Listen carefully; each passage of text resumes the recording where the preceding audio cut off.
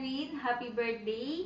So, I know masusurprise ka sa gift namin sa'yo, although malayo kami from Korea. So, sana yon kung maging happy ka sa lahat ng mga nangyayari sa life. So, okay man siya or hindi, so dapat pa natin maging thankful dahil kasi I know yung mga trials na yan, magiging blessings din yan. Diba? So, keep the faith. I know, kaya mo yan. Alam ko, strong person ka. And thank you for everything, especially nung umuwi ka, nung namatay si Mami.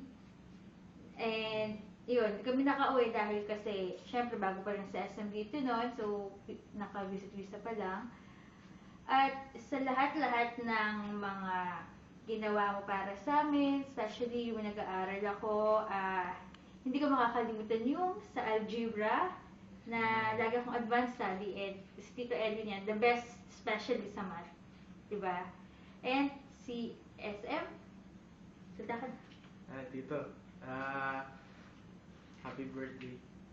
Tapos, naalala ko yung nag-outing tayo sa Batangas ba yun? Ayun, saan ba yun? Sige. Ayun, basta nag-outing tayo, tapos naiwan niyo ako, punamang kain.